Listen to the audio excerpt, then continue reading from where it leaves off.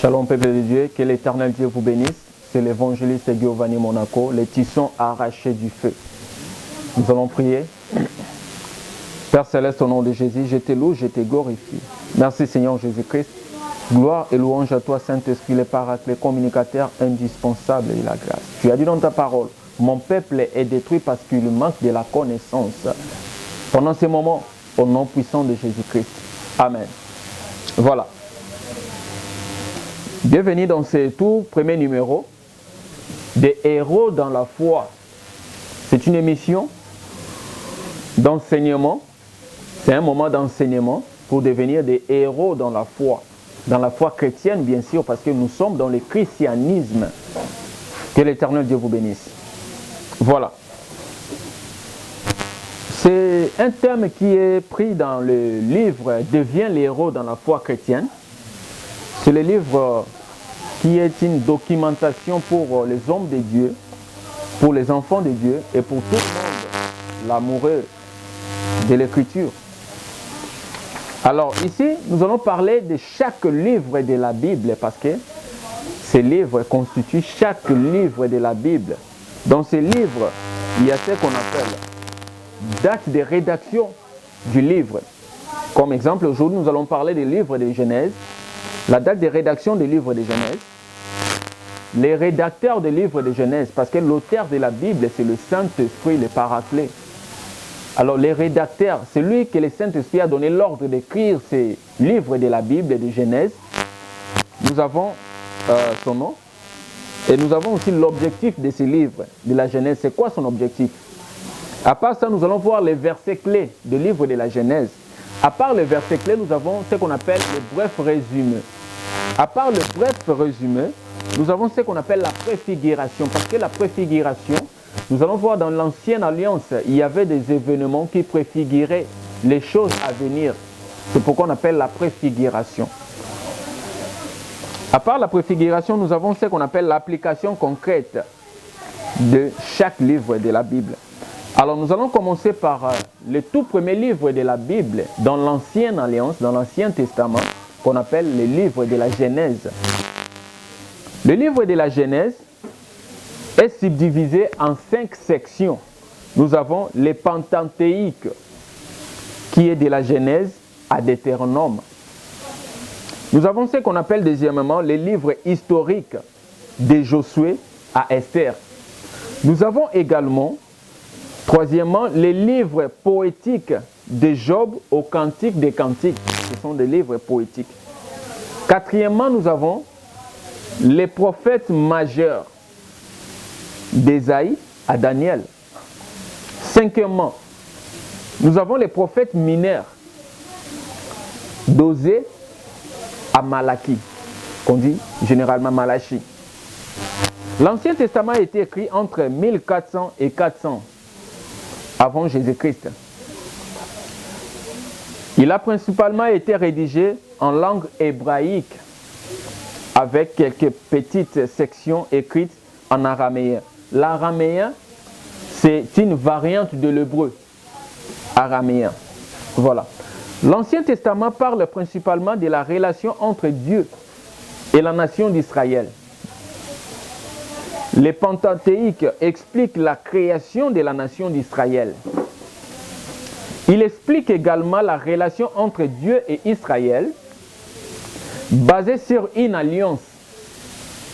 De leur côté, les livres historiques relatent l'histoire d'Israël, ses victoires, ses succès, ses défaites et ses échecs.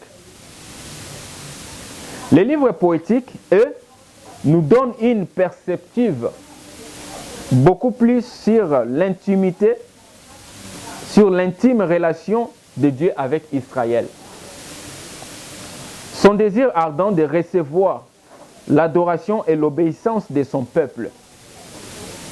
Les livres prophétiques sont l'appel de Dieu vers Israël pour que son peuple se détourne de l'idolâtrie et de son identité, afin qu'il revienne à une relation d'obéissance et de fidélité spirituelle.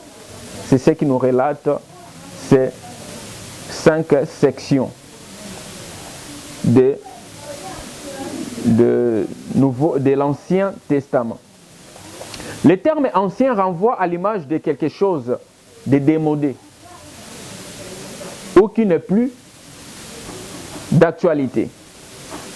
Se pencher sur les résumés de l'ensemble de l'Ancien Testament est un travail de titan, spirituellement très enrichissant. Vous trouverez ci-dessous des liens vers les résumés de divers livres de l'Ancien Testament. Donc il y a des liens ci-dessous vers les résumés de divers livres de l'Ancien Testament. Nous espérons sincèrement, donc la montagne de Sion espère sincèrement que vous trouverez intéressant notre résumé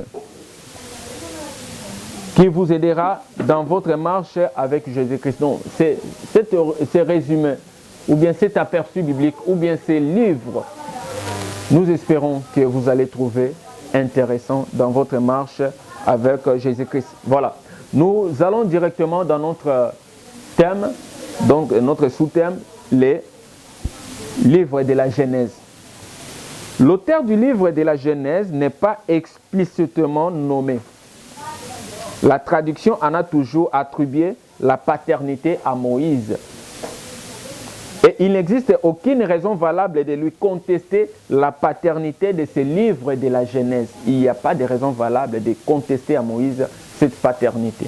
Parce que la traduction en a toujours attribué la paternité à Moïse, le prophète. Date de rédaction du livre. Le livre de la Genèse n'est fait étant d'aucune information quant à sa date de rédaction. Elle se situe probablement entre 1440 et 1400 ans avant Jésus-Christ, c'est-à-dire entre le moment où Moïse a guidé les Israélites hors d'Égypte et sa mort. Entre ces moments-là, c'est là où se situe la rédaction des livres de Genèse. Maintenant, c'est quoi l'objectif de ces livres? Ces livres poursuivent un objectif. Le livre de la Genèse a parfois été appelé la pépinière de la Bible entière. Une grande partie des doctrines importantes de la Bible est présente en germe. Parallèlement à la chute de l'homme, nous y trouvons la promesse du salut et de la rédemption de Dieu. Là, nous sommes dans le livre de Genèse, chapitre 3, le verset 15, où l'Éternel Dieu dit à serpent, je mettrai l'inimitié entre la postérité de la femme et la postérité du serpent. Celle-ci t'écrasera la tête et tu lui mordras les talons. La Genèse 3, 15. Chaque livre de la Bible a ses versets clés. Le premier verset clé de notre livre de Genèse, nous allons prendre Genèse chapitre 1er, le verset 1er. La Bible nous dit, au commencement Dieu créa le ciel et la terre. Ça c'est le verset clé. Il y a encore l'autre verset clé dans le livre de Genèse. Genèse chapitre 3, le verset 15. Je mettrai l'inimitié entre toi et la femme, entre ta postérité et sa postérité. Celle-ci t'écrasera la tête et tu lui blesseras les talons. Il serait mieux de prendre toujours note, d'avoir un cahier parce que c'est un cours que nous sommes en train de donner. C'est un programme que nous sommes en train de donner pour l'équipement des saints et de tout le monde qui veut devenir l'amoureux de l'écriture. Voilà. Troisième verset clé. Genèse chapitre 12, le verset 2 à 3. La Bible dit ceci. Je ferai de toi une grande nation et je te bénirai, je rendrai ton nom grand et tu seras une source de bénédiction. Je bénirai ceux qui te béniront et je maudirai ceux qui te maudiront. Et toutes les familles de la terre seront bénies en toi. Ça, c'est la promesse que Dieu a faite à Abraham, notre père de la foi. Genèse chapitre 50, le verset 20. Autre verset clé. Vous aviez médité de me faire du mal. Dieu l'a changé en bien. Pour accomplir ce qui arrive aujourd'hui. Pour sauver la vie à un peuple nombreux. Ça, c'était Joseph qui parlait à ses frères. Lorsque ses frères sont venus en Égypte pour chercher de vivre. parce que leur père Jacob les avait envoyés, parce qu'il avait entendu dire qu'en Égypte, il y avait des vivres. Or, Joseph était déjà souverain en Égypte. Alors, ici, Joseph dit à ses frères, il dit, vous aviez médité de me faire du mal, mais l'Éternel a changé à bien. Donc, c'est parmi les versets clés. À part les versets clés, nous avons ce qu'on appelle bref résumé. Nous avons un bref résumé. Le bref résumé nous dit ceci. Le livre de la Genèse peut se subdiviser en deux sections. En deux sections. Voilà. L'histoire ancienne et l'histoire des patriarches. Donc, ce sont là les deux sections du livre de Genèse. L'histoire ancienne et l'histoire des patriarches. Première section. L'histoire ancienne relate la création, donc de Genèse chapitre 1er au deuxième chapitre de Genèse, la création. L'histoire ancienne relate encore la chute de l'homme, de Genèse chapitre 15 au chapitre 5e. L'histoire ancienne relate encore les déluges de Genèse chapitre 6 au Genèse chapitre 9. Et l'histoire ancienne relate encore la dispersion de Genèse chapitre 10 au chapitre 11. Deuxième section. L'histoire des patriarches relate la vie des 4 grands hommes. Abraham. Nous avons Genèse chapitre 12 au 25e chapitre, le verset 8. Nous avons les patriarches Isaac. Genèse chapitre 21, verset 1 à 35 au 29e chapitre. Troisièmement, Jacob. Genèse chapitre 25, verset 21 au verset 50, 14e, au chapitre 50, 14e verset. Et nous avons Joseph, patriarche Joseph, c'est un patriarche aussi. Donc de Genèse chapitre 30 au Genèse chapitre 50, 26e verset. Donc nous avons 4 patriarches. Nous avons Abraham, Isaac, nous avons Jacob et nous avons Joseph. Dieu créa l'humanité pour qu'elle ait une relation personnelle et saine avec lui dans un univers bon et exempt de péché. À cause du péché d'Adam et Ève, le mal est entré dans le monde. À la vitesse des croisières, le péché a vite envahi le monde. Pour y remédier, l'Éternel trouva mieux d'anéantir la terre avec le déluge. Mais l'Éternel épargna Noé et sa famille, avec eux les animaux dans l'arche. Après le déluge, l'humanité s'est mise à se multiplier de nouveau sur la terre. Dieu choisit alors Abraham, à travers qui il voulait préparer un peuple choisi, ensuite apprêter la venue du Seigneur. La lignée choisie passa d'Abraham à son fils Isaac, puis d'Isaac à son fils Jacob. Dieu changea le nom de Jacob en Israël, et ses 12 fils devinrent les ancêtres des 12 tribus d'Israël. Dans sa souveraineté, l'Éternel fit envoyer Joseph, fils de Jacob, en Égypte, au moyen d'un acte abominable de ses frères. À travers cet acte délibéré et prémédité de ses frères, des frères de Joseph, l'Éternel avait, dans sa souveraineté et dans sa compassion, préparé un plan précis qui eut pour résultat de sauver Jacob et sa famille d'une famine dévastatrice. Et c'est par l'intermédiaire de Joseph qui avait par la suite accédé à une fonction élevée.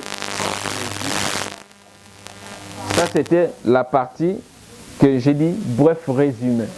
Nous allons prendre la partie préfiguration. Comme je disais, la préfiguration dans l'ancienne alliance, ce sont des événements qui se sont déroulés, qui annoncent les choses à venir, qui préfigurent des choses à venir qu'on appelle préfiguration. La préfiguration nous dit ceci. Une grande partie des termes du Nouveau Testament trouvent leur origine dans la Genèse. Jésus-Christ est la postérité de femmes qui détruira la puissance de Satan. Comme ce fut le cas avec Joseph, l'intention de l'Éternel à travers son plan pour le bien de l'humanité par le sacrifice de son Fils Jésus-Christ étant bonne, alors que ceux qui l'ont crucifié avaient pour dessein de lui faire du mal. Noé et sa famille sont les prémices d'un grand nombre de restes décrits dans la Bible. Malgré d'énormes obstacles et des circonstances difficiles, l'Éternel a toujours préservé un reste de son peuple fidèle pour lui-même. Le reste des Israélites retourna à Jérusalem après leur captivité à Babylone. Dieu préserva un reste au travers des persécutions décrites en Ésaïe et en Jérémie. Un reste de 7000 prophètes fut caché pour échapper à la fureur de Jézabel. Dieu promet qu'un reste des Juifs embrassera un jour son véritable Messie. Là, nous sommes dans le livre de Romains chapitre 11. La foi démontrée par Abraham serait plus tard le don de Dieu et la base du salut, à la fois pour les Juifs et pour les non-juifs, donc les païens, autrement dit grecs ou gentils. Là, nous sommes dans Éphésiens chapitre 2, le verset 8 au 11e verset, et puis Hébreux chapitre 11. Là, c'était des points de vue préfiguration. À part la préfiguration, nous avons ce qu'on appelle application concrète. Dans l'application concrète, de la Bible, il est plus qu'important de signaler que l'existence éternelle de Dieu et sa création du monde est le thème dominant du livre de Genèse. Fort malheureusement, l'auteur ne fait aucun effort pour justifier cette existence de l'Éternel. Il mentionne seulement que l'Éternel est Dieu, a toujours été et sera toujours le Tout-Puissant, souverain sur tout l'univers. C'est de la même façon que nous devons avoir confiance et une grande assurance dans les vérités du livre de Genèse. Malgré les allégations de ceux qui voudraient les nier. Quelle que soit notre culture, notre nationalité ou notre langue, nous devons tous rendre compte de notre vie à notre Créateur, l'Éternel. Pourtant, à cause du péché qui est entré dans le monde, depuis la chute de l'homme, nous nous sommes séparés de lui, de l'Éternel bien sûr. Mais à travers une seule et petite nation, Israël, le plan rédempteur de l'Éternel pour l'humanité a été révélé et exécuté en faveur de toute l'humanité. L'Éternel a créé l'univers, la terre et les êtres vivants. Peu importe l'immensité de nos besoins, plaçons notre confiance en lui. Lorsque nous sommes envahis par les inquiétudes, comptons sur lui. L'Éternel est capable de changer une situation désespérée si seulement nous lui faisons réellement confiance et obéissons. Oui, il peut le faire, comme ce fut le cas d'Abraham et Sarah, un couple sans enfant. À l'instar de Joseph, il peut arriver que la vie nous frappe de plein fouet, mais si nous faisons confiance à l'Éternel, à lui et à son plan souverain, il fera toujours triompher un plus grand bien en notre faveur. Nous savons du reste que toute chose concourt au bien de ceux qui aiment l'Éternel, Dieu, de ceux qui sont appelés selon son dessein. Romains chapitre 8, le verset 28. Voilà, ça c'était l'exposition de notre livre de Genèse. Le premier livre de l'Ancienne Alliance. Prochainement, nous allons continuer avec Exode et puis nous allons avancer jusqu'à l'Apocalypse. C'était la vérité de l'Évangile, notre sous-thème Héros dans la foi, tiré dans le livre intitulé Deviens l'héros dans la foi chrétienne. C'était l'évangéliste Giovanni Monaco, les tissons arrachés du feu, autrement dit l'empire purifié par l'œuvre salvatrice de Jésus-Christ à la croix de Golgotha. Que l'Éternel Dieu vous bénisse. Mon numéro est le plus 243 89 34 618. Soyez bénis partout où vous nous avez suivis. Que l'Éternel Dieu bénisse Junior Métallique à la réalisation et son assistant John Soboff. Que l'Éternel Dieu bénisse toute l'équipe d'IRTV, tous les hommes de Dieu qui sont dans les vrais, les enfants de Dieu dans les vrais. Que l'Éternel Dieu vous bénisse. Au revoir.